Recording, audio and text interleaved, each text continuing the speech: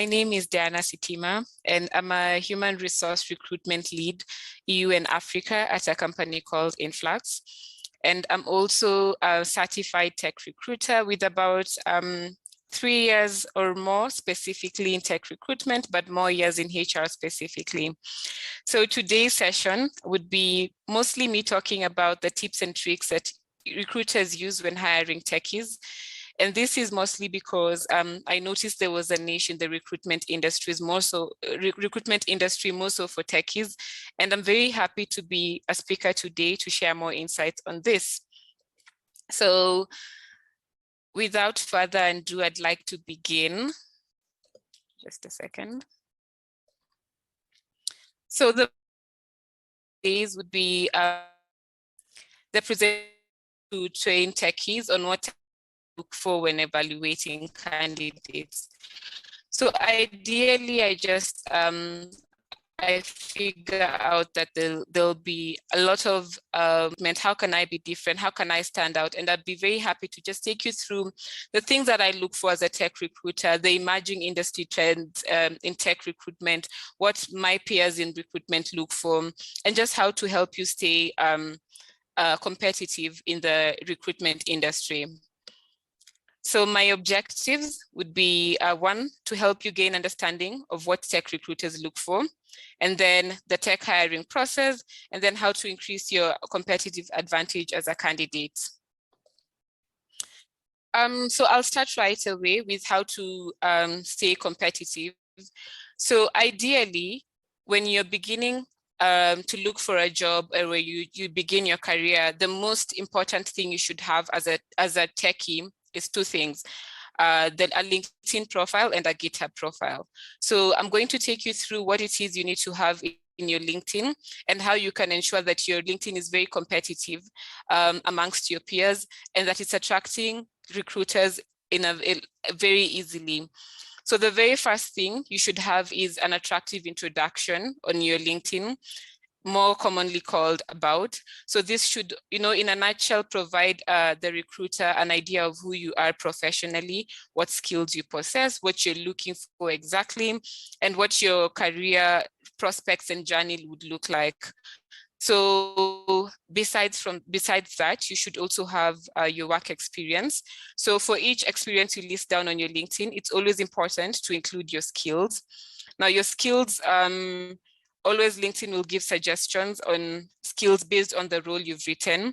But sometimes I always tell people that the best way to look at it is be very creative when describing your skills. Don't sell yourself short.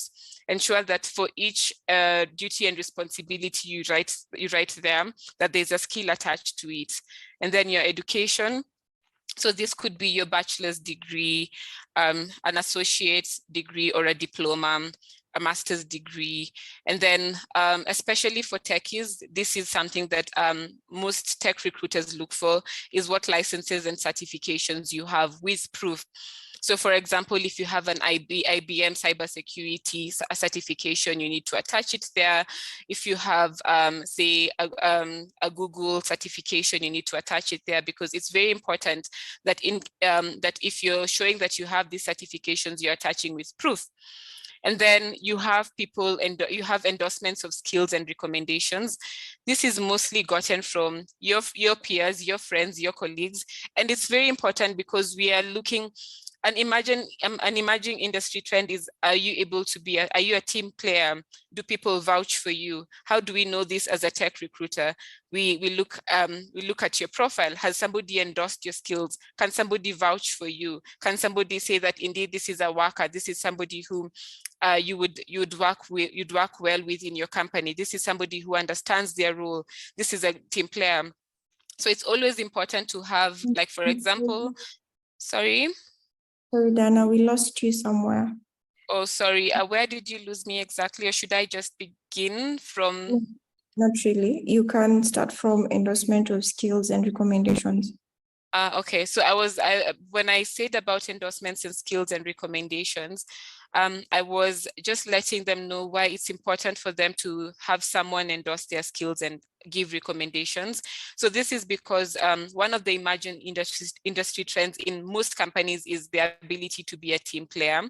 So you find that the only way a recruiter who has never met you and probably is just looking through your LinkedIn would be able to say that you're a team player is if somebody endorses your skills and gives you a recommendation. So this is because we want to see, are you able to work well with others? Are you able to can somebody vouch for you and say that indeed you're a team player, that you work well in a team?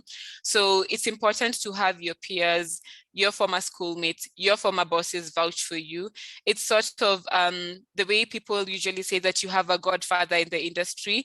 This is the godfather of LinkedIn, where you have like your professional godfathers write you a good recommendation just to give you like a bot in your professional career. And then generally, when you're joining LinkedIn or on your LinkedIn profile, you should follow pages that align with your professional industries, with your professional interests, sorry. So this is because you want to keep up with emerging industry trends. You want to stay abreast, to keep abreast with whatever is happening out there. So you need to follow professional pages. So for example, those pages on developers that use specifically Ruby on Rails, you follow those so that you can know which frameworks are being used which frameworks are currently being used by Ruby on Rails developers. Which programming languages are transforming the industry right now. So when you follow pages that align with your professional industries, you're able to gain more insights on what is happening in the industry. You're able to seek more opportunities. It's a chance for you to network with people. And then at the same time, it's also just a chance for you to be out there, because you're going to be commenting on these pages, you're going to be reposting. And if you know how the algorithm works, you know that the more you're active, the more the algorithm is more likely to recognize you whenever a recruiter is looking through LinkedIn.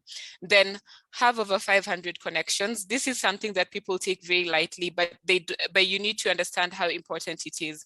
So you find that over 500 connections always gives the algorithm a reason to suggest you.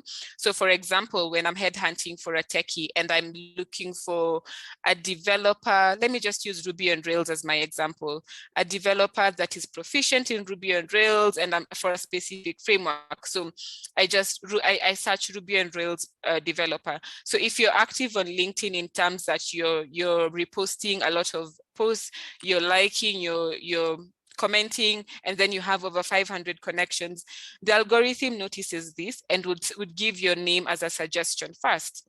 This always is good for you because it assists me as a recruiter to just be able to spot talent. So you may be very good, but if you don't have like the adequate number of connections, sometimes it's hard for me to see you. Or if when I'm looking, when I'm trying to headhunt and I search, you'll come at the bottom of the list. So in order to stay competitive, it's always good to ensure that you have this, and lastly, just to ensure that your activity on LinkedIn is recent, where you're primarily always going through LinkedIn just to see what is happening there.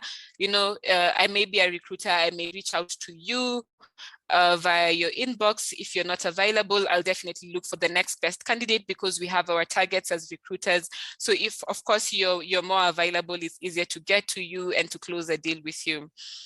Then, of course, attached on your LinkedIn should be your GitHub profile, which leads me to my next way of staying competitive. Now, your GitHub profile should have your repositories. You, as a techie, you understand what repositories are. These are just contributions on the projects you've done. They show sort of your timelines on when you contributed last to anything. And then you make your projects more public. So for example, if you've done 10, 15 different projects and you've done them well, it's a reason for you to brag. Don't be very shy. Ensure that you show them there, because as a recruiter, as a tech recruiter specifically, I go to people's GitHub profiles and I check their repositories. I check how many projects they have they have publicly. I check what contributions they've made even on GitLab. And then I also want to see how detailed, how proficient you are in your languages. So for example, if you mention you're a Ruby on Rails developer, have you done this and this? If you say you're a backend developer, backend is a very broad term. I need it to be very, very detailed. So if you're a backend developer, say with a background in PHP or any of those languages that are aligned with the backend developer, let me be able to see that, because there's some specific languages that I'm looking for that generally help me see if you're actually a fit for the role. Then of course I also check through GitHub and just through also GitLab itself. Of course, there's a difference between GitHub and GitLab. I'm able to see, are you a team player in that when other techies talk about the problems they're experiencing, say if there's an error they're experiencing while coding, are you also very active? Are you assisting them? Are you telling them what they can do? Are you, as much as there's tools to do this, but it's also very good to see that a techie who understands the industry enough to assist his peers whenever this question comes up. So of course, it's important for you to have this again on your GitHub profile, as well as on your LinkedIn, so that I, as a recruiter, when I'm looking through, because we spend a lot of time doing headhunting, I'm able to narrow it down and see that indeed you're a fit for what I'm looking for. Finally, on staying competitive, you need to have a modern and ATS-friendly CV. A lot of people would ask me what an ATS-friendly CV is. So an ATS is an applicant tracking system software. So you find that a modern CV is generally, the modern CVs basically don't have, say, your specific PO box. A modern CV does not have your referees there, and this is because of emerging trends. So this is just a general term to sort of describe what we used to do in the past with our CVs. I remember on our CVs before, we would write our even our identity card numbers, which is very personal information. We would write our referees would give all their details, which is very personal information. So you find that with changing times, we need to protect the identity of people and even yourself. So there are some things we don't include in our CV. So you need to find out what a modern CV is. Just generally, it's just different from the old-fashioned CV in that some aspects of your identity are missing, such as ID card number, such as your specific PO box, your referees' contact details, because again, this is very personal, and with all that is happening in the world, you need to protect their identity. And then again, vis-a-vis an ATS-friendly CV. Now, an ATS-friendly CV is as I've said, an applicant tracking system or software.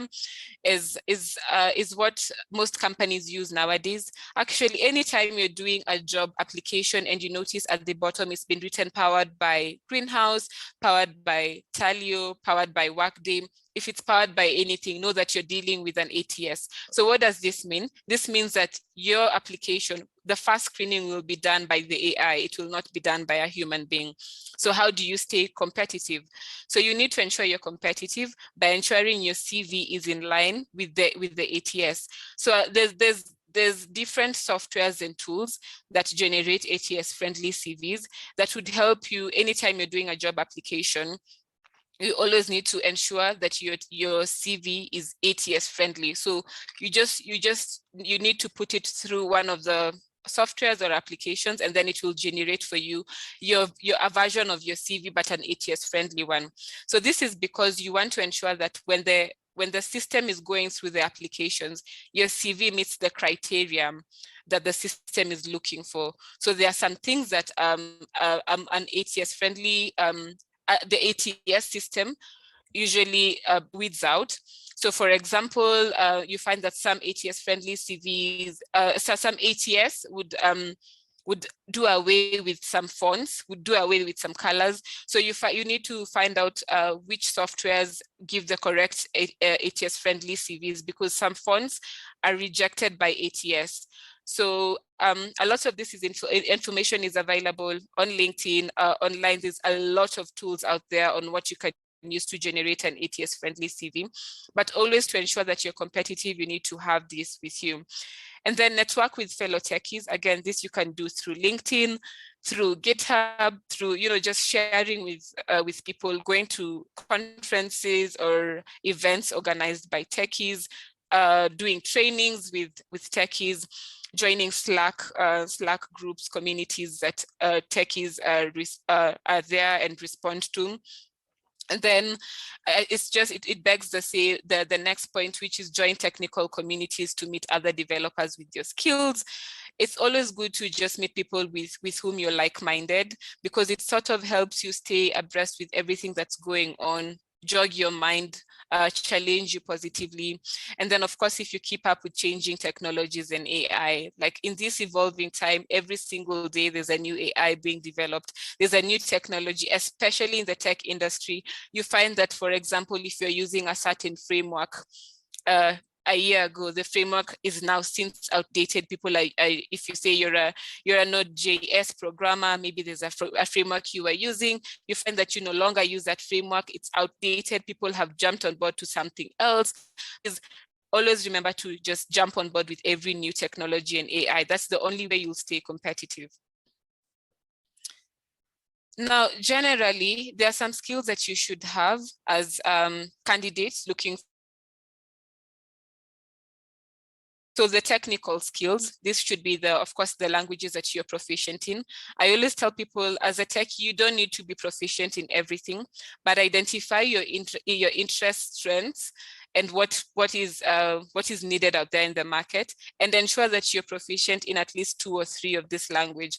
And when I say proficient, I always mean like 9 out of 10 proficiency, if it's on a scale of 1 to 10, in that you've kept abreast with each and every framework that is being developed, each and every framework that is being used. Because at the end of the day, it's not about knowing everything, but grasping what you know and being able to use it very, very well. So frameworks you understand and use. Again, you need to understand, for example, if it's Node.js, you need to understand each and every framework in Node.js, and then have the ones that you're really good at. Like, for example, if it's the 3 best frameworks in Node.js, ensure that you're keeping abreast with them, and you're always, understanding what is changing. You have projects you've done with them, because the only way you can show that you have the skills is if you've used them in a project. Then, of course, projects, you need to have as many projects as possible. Be creative, volunteer. If somebody needs a website or needs anything done, offer to help. If you don't have anything to do, just offer to help, because it helps you stay competitive, it helps you improve your skills, it bids your mind to just think further. And then, of course, have contributions on GitLab. That's the only way you get skills. Just see what other techies are going through, find out what challenges they're experiencing, and ensure that you're contributing just to sort of develop the frameworks better, because it's through these GitLab contributions that the frameworks evolve. Because techies complain of a certain error, say, for example, if it's a plugin error that they are experiencing, if the original developers of the specific framework notice that it's a common occurrence and are seeing that a lot of contributions are being made on GitLab towards this, they then just go on board and fix the error immediately. So you can be a contributor to fixing a lot of tech errors on GitLab, and that's how you improve your skills. Then industry knowledge. So industry knowledge is you understand the new technologies that are there. Now, in a world of AI, you need to understand what specific AIs would affect your specific language, the one that you're proficient in. And then how different industries, for example, if you deal with gaming, like with the gaming languages, you need to understand how to resolve common errors that come in gaming, in the gaming languages used. For example, if you're doing e-commerce, you need to understand what plugin errors are there in e-commerce. You need to understand how you resolve them. So this is just having industry knowledge, because as much as you may be a developer, say a backend developer, you definitely have the industry you prefer to work in. Some people prefer to work in gaming, some people prefer to work in e-commerce, some people prefer to work with healthcare systems. So you need to have industry knowledge of the industry of your interest. And then finally, as a techie, you're constantly problem solving. You're constantly doing, you constantly need a lot of skills. And the most important skill is problem solving, because this is something you're constantly doing on a day-to-day basis. You're reaching out to fellow programmers, finding out what challenges they're experiencing. People reach out to you for assistance. So you should have problem solving skills, always be on board, always have a resolution at hand, or have a work around it. And then teamwork. Of course, no man is an island. So therefore you need to be able to, participate, be there, go out there. As much as there's a bias we have as recruiters, we say that techies are very introverted most of the time, and they prefer to work alone.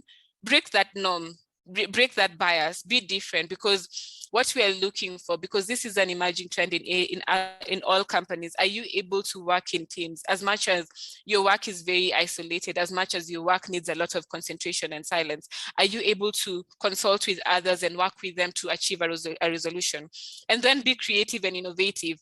If this theme doesn't work while you're developing something, what other themes would be similar to that would still achieve better results? So are you creative and innovative? Because your industry is basically more of, just finding out new ways of solving problems. As much as the original developers of a certain software came up with this, what can you do to customize this to work better for your organization or in your industry?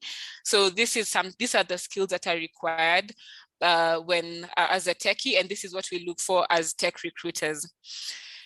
Now, the other thing is the tech hiring process. It's similar to most hiring processes. However, when you get to the second process, it would be a bit different, and I'll explain further. I'll start with screening. So screening for us as recruiters looks like going through LinkedIn. Every single day we use LinkedIn, GitHub, Indeed, even Glassdoor sometimes, just to see if we could be able to find people who are competitive in the industry.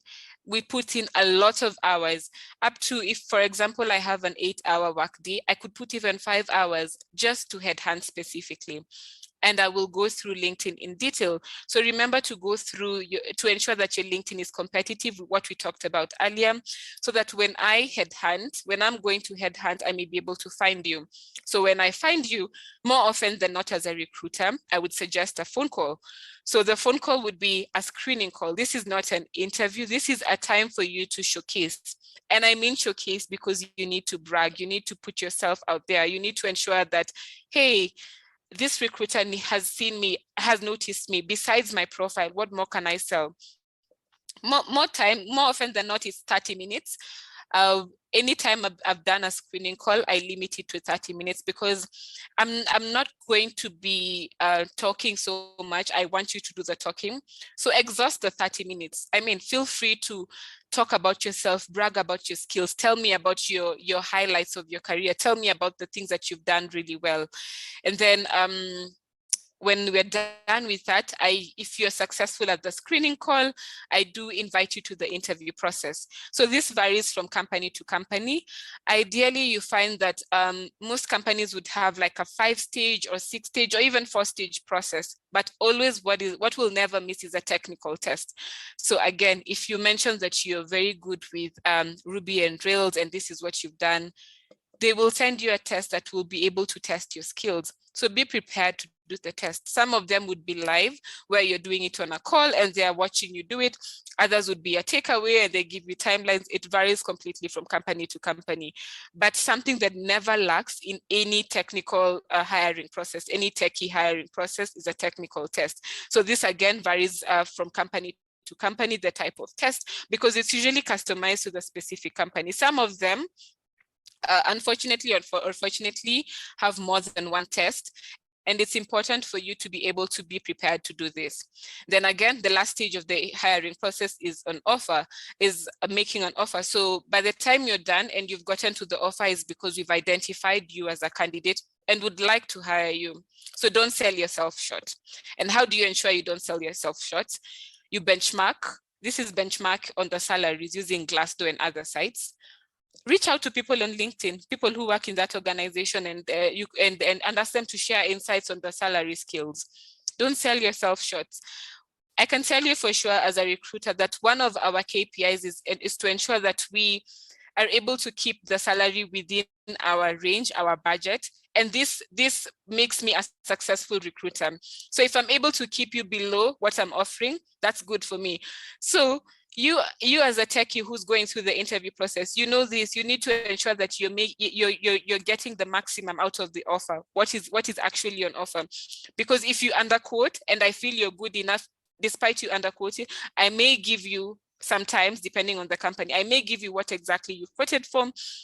Some companies will give you higher than you've quoted for, but just to be sure and just to avoid any disparities, use Glassdoor and other sites to benchmark and find out about the salaries.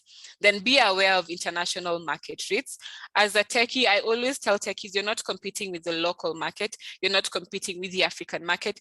You're competing with worldwide. You're there. All of you are there. You're all in the same talent pool. All of you have the same skills. So be aware of, despite it being, say, for example, a position in Kenya, quote unquote, because I understand not everyone is from Kenya, but quote unquote, despite it being from a position in Kenya, what is the international market rate for this position? Be aware of that because it helps you increase your bargaining power when bargaining for your salary. And then increase your competitive advantage so that you can be able to negotiate higher. So earlier we talked about how we can increase our competitive advantage, ensuring that your LinkedIn is good, your GitHub is good, your CV is good, you have done projects, you're actually skilled. When you have, when you're different or when you're very proactive, you're able to negotiate even higher than, say, even what is on offer. So increase your competitive advantage to ensure that you negotiate higher. Now, overall, what I could say is that you need, as a techie, despite what is there in the industry about people saying that techies are very introverted and would not reach out to recruiters, be different. Reach out to us. Slide in my DM on LinkedIn and tell me what exactly you want. I may not be hiring at that particular time, but maybe I know someone who's hiring, because as recruiters, we're in a lot of recruitment circles. We are aware of roles here and there, and sometimes we don't advertise roles. Sometimes some companies don't advertise roles. So you may reach out to me and then perfect opportunity, I have a role that suits you. And how would you know this unless you reach out to me via LinkedIn? It's important to reach out to recruiters via LinkedIn. Break the norm and be the one techie that reaches out to recruiters via LinkedIn. Network, we've talked about it. Slack channels, LinkedIn communities, events, conferences, and then do a lot of projects, of course, because this increases your skills and then your competitive advantage. Again, talking about ATS friendly CV, I always tell people, always strive to have an ATS friendly CV, because 90 or 80% of companies nowadays are using an ATS to do their initial screening. And this is because there's a lot of candidates. Surely with 1,000 applicants, it's only fair if an ATS does the first screening. So to ensure that you keep yourself visible, just have an ATS friendly CV. And then be highly proficient in at least 2 languages and their recent frameworks. So whatever, if you're a front-end, back-end, if you're a software administrator, software manager, be proficient in at least 2 languages and their recent frameworks. And then always remember that this is just besides the point, that as a techie, this is a quote I saw somewhere, that the illiterate of this generation is not those that don't read and write, but those that are unable to learn and relearn things. So you find that you need to be able to learn, relearn, and unlearn things, especially as a techie, because at the end of the day, things are changing, frameworks are changing, AI is developing, everything is different. So always remember to learn, relearn, and unlearn things. Unless anyone has a question, I think I'm done with that.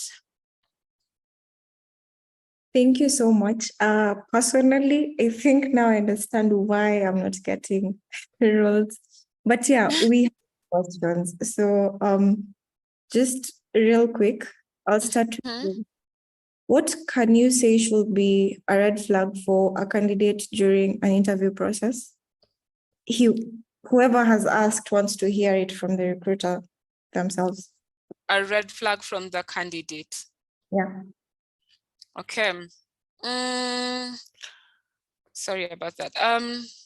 There's several red flags, but for me, one of the biggest red flags is, for example, you come and for example, you join the interview. If like we're assuming it's a virtual interview, you join the interview, you have nothing ready, you're there helter-skelter, you don't know if your connection is okay. That shows me that you're not really invested in this interview, because if you are invested, you should have been prepared. And in case you're having any challenges with your preparations, then I would immediately expect communication, because sometimes you're prepared and things don't work for you. Internet service provider decides that today when we're going to not have internet or whatever. So you find that most of the time it's always important to communicate to your recruiter that this is the challenge you're experiencing. Lack of communication, and then you come in unprepared, and then sometimes if some even go further, you're unprepared, visibly unprepared, and then you don't even apologize for whatever is happening. Say maybe you're there, you don't know if your audio is working, if your video is working, you don't even apologize for this. It completely turns me off. It sort of affects the trajectory of how the interview would be. And you find that more often than not, it's difficult for me to make a positive decision given that, because I'd like to see that you're committed to the role. I'd like to see that you took away some time of your day to meet me, because I'm taking away time to meet you. So I think that for me would be my biggest red flag. However, there's so many other things that are red flags, but that is just the initial stage of the interview, the very first one. Okay, I think we'll look for you for a session on red flags. It looks Yeah. like does a social media presence help get noticed? Yes, completely. Now, I talk about social media in a nutshell because I have recruited for organizations that tell me when doing background checks to check other social media platforms besides professional sites. So for example, LinkedIn, we've already talked how it helps, because that's a job board platform pretty much. GitHub, we've talked about it, how it helps. But sometimes when you make it to the last stage, before we make an offer, we may be required to do a background check, and this is a major HR function. And why we do this is sometimes because of, especially if it's a job where your ethics would be required a lot, your ethics and values would be required a lot. We need to see what kind of content you post on social media. Are you representing the brand in a professional manner? As much as you're allowed to have your social life, you cannot be, there are some things that are, say, taboo to talk about on social media, or quote unquote, if, for example, the company has certain values and the things you talk about on your social media or you post on your social media contradict the company's values, then you're not really a positive representation of the company's image. So I always say that as much as your social media, the other social networks, say such as Instagram, TikTok, as much as those ones are that's your private life and you're allowed to pretty much do what you do, if it's in a position that your morals, ethics and values are like would affect your duties and responsibilities every day, then you need to also ensure that your other social media profiles align with the values of the specific company you're working for. Because otherwise, when you're recruiting, you'd face them more. It would not be a reason not to hire you completely, but it would put a question mark on your application. Because if you're vouching for one thing and our company stands for one thing, then how do you become a face of the company? And employees are face of the company. So I hope that answers the question. It does perfectly. So there's this thing we have as techies, we have a problem with job descriptions. So you'll find a job description that says a junior developer wanted 3 years experience, or an experience of a language that let's say 10 years and the language is only 8 years. So what usually happens and how does a techie deal with this? Okay, that's a very interesting question. And again, it's not only a challenge that techies experience, even other industries experience the same. However, just to customize it to techies, when you find this, I always tell people, despite what is written on the job description, if you feel you meet the criteria, don't be too shy to apply. Go ahead and apply. Go ahead and apply despite what is written on the job description. What's the most that could happen if you apply? Probably I say no, or the algorithm throws you out. That the only thing that could happen is a no. Nobody would put a gun on your head or this and this, no. So definitely the only thing I always say, despite what is in the job description, if you meet every other criteria besides the years of experience, go ahead and still apply, because sometimes these things are just to sort of weed out applicants, but in real sense, if you're good enough, you may not even look at the number of years of experience if you're good enough, because experience is important, because it does affect aspects of the role, yes. However, sometimes experience cannot be quantified in terms of length of years or time. Experience can be quantified even by projects. You may have say, for example, I have 3 years specifically in tech recruitment, but I can tell you for sure I've done almost 1,500 interviews or even more. So you see, if a role is asking specifically for 5 years, I may not qualify in terms of 5 years of experience in tech recruitment, but the number of the interviews I've done within these 3 years are, I cannot even count. So you see, I may not have it in terms of length, but in terms of my skills have been sharpened. I understand what is required of me. I meet the criteria. And then most of all, what impresses is if you're bold enough to actually take that leap of faith and do the application. So I know it's very discouraging, but I can tell you it's a tactic we use to weed out applicants. But always just, if you qualify everything else and you're sure you qualify, use your confidence, because confidence is very attractive to recruiters. Wow. Okay. Wow. Okay. So does LinkedIn Premium have anything, like, does it have added benefits? Yes, it does, completely. And this is not an ad. I'm not being sponsored by LinkedIn in any way. When they tell you, LinkedIn will always do an ad and will tell you it will always do 2 times. It will increase your visibility by 2 or 3 times more. And that's actually the truth. Anytime I'm doing headhunting, I kid you not, I wish I had an actual example. If I had known this question would come, I would put like an actual example of me doing headhunting. The first 3 or 4 or even 5 names are people who qualify for the role and have LinkedIn Premium. That's just it. It does. It makes you, usually when I'm headhunting for a specific role, when I search a title, I get say 30 to 40 or even 50 people who meet the criteria I'm looking for. And then the very first 5 or 10 are always the best, according to LinkedIn. As much as they are the best in terms of skill, LinkedIn has a bias for those that have signed up to premium. So if in case you want to increase your competitive advantage, go ahead and pay, even if it's for 3 months during your job hunt, it increases your competitive advantage, especially during headhunting. So yes, it does. Okay, that's okay, sawa. I heard that most HRs they say technical skills are important. They also say social skills are important. So what happens to introverts? Sorry. Sorry, my network, I lost you there. My network buffered for a second. Is someone who just doesn't leave the house because they're comfortable in their own space. So how do they represent that? What do they do as social skills?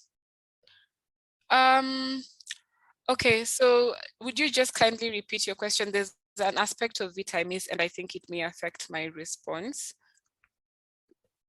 Understood. So I'm asking, we need techies, we need technical skills. We also need social skills, at least to be noticed by the recruiter. So what happens to introverts? How do they present social skills and they rarely leave their house? Now, this is a challenge I always pose to techies. I always say, get out of your comfort zone. I know it's more comfortable to be behind the computer, be behind the screen, but sometimes in order to network and just increase your social skills, you actually need to meet actual people. So get out of your comfort zone. It's difficult. It's sometimes even impossible, but you really have to, in order to be able to help yourself better as a techie, put yourself out there.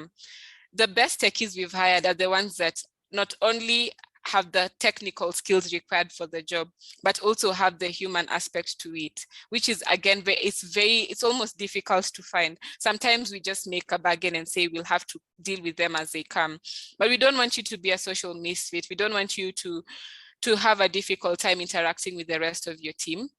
So in order to do that, just get out of your comfort zone. If you find it very uncomfortable, start with the technical communities, people you relate with, people who understand your language, people who understand your mode of communication, and then slowly by slowly win off to other people. Go for activities, go for events, ask questions on LinkedIn, meet new people, purpose to, network. I think that's the best I could say. Just get out of your comfort zone. Okay. So what Yeah. there's no shortcut, but it's okay. We'll try. So I have 3 more questions, and if any more questions pop up, please stick around the platform so that you can help people with their questions. So okay. One of these 2 questions is GitHub. Attaching GitHub on your LinkedIn profile is for developers. Yeah. And what about designers? And in relevance to this question, how do you go about defending yourself if you don't have anything on education? You just don't have an education past experience. Okay, so if you don't have education, okay, but I bet you're ready. Okay, say for example, some designers don't have, say, a background in IT or a background in this and this. So then ensure that you have a portfolio where you're able to showcase some of your projects, because yes, GitHub is good for developers, but what about designers? So have projects where you've designed, show us the themes that you use when you're designing, or if you didn't use a theme, where if you began from scratch, show us the teams that you work with. So have all of those ready to always just show.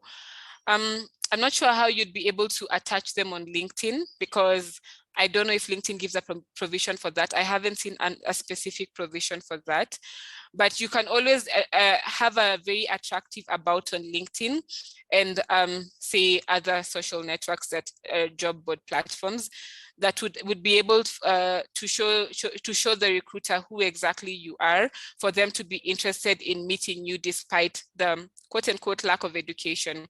Because again, one of the things that techies, we don't look at so much in techies is bachelor's degree or even diploma, because we understand that as much as you may have a bachelor's degree or even diploma, the most important thing is the projects you've done, what languages you're proficient in, and how do you rate your proficiency? Do you have projects that would be able to back up what you're saying in terms of proficiency? Yeah, does it answer the question? Yeah, it does quite clearly. I can see. Okay. So if a candidate was fired from a previous job, affect a decision to hire them? I got fired, not laid off, fired. It depends with why you would be fired. For example, if you're fired based on ethical or moral reasons that affected the specific company, this is something you can mention during the interview, because sometimes if you fail to mention and then we catch it while doing the background check, it disqualifies you as a candidate.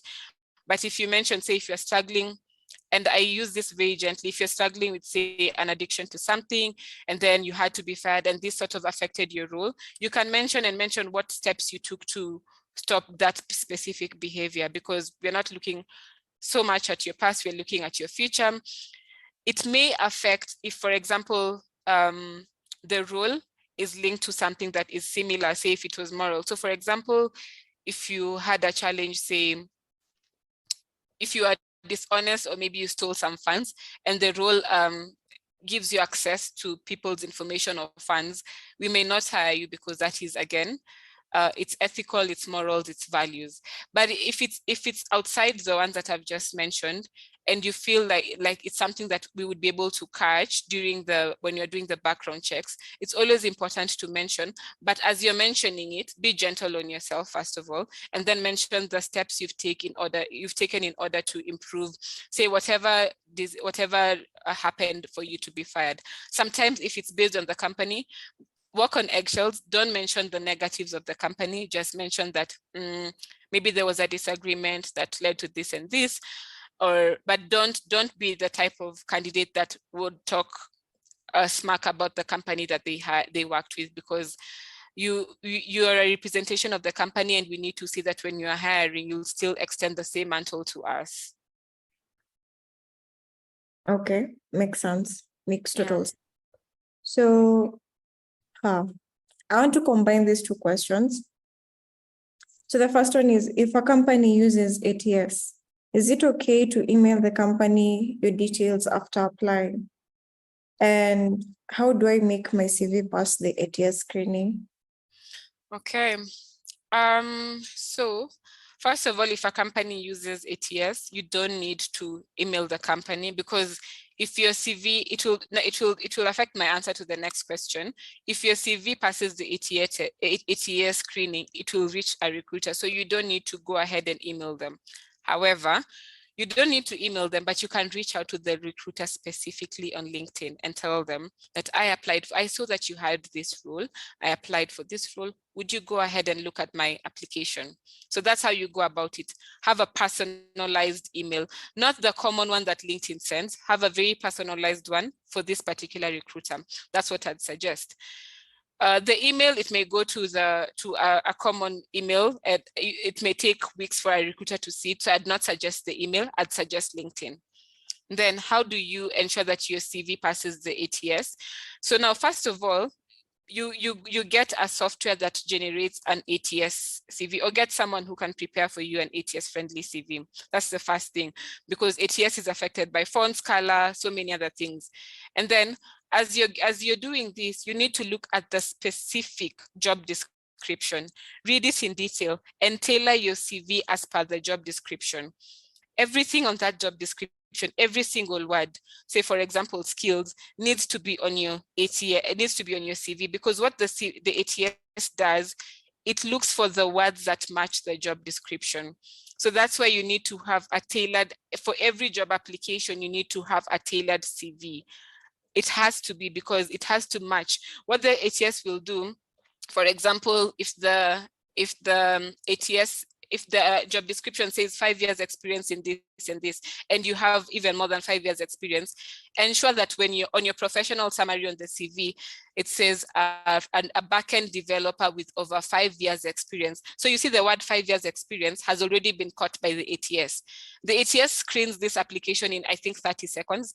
You need to ensure that every single word on that job description, like in terms of number of years of experience, skills, requirements, is on your CV, like the main word. For example, if the word is over 5 years experience, ensure that that word over 5 years experience is on your CV, because that's the ATS is matching the job description to your CV, and that's how it weeds out applications that don't match. Does that answer the question? Absolutely. So thank you. Was this worth your time? Hope so. Please subscribe to stay in the loop for more of this content. In case of any queries or suggestions, feel free to hit us up on Twitter.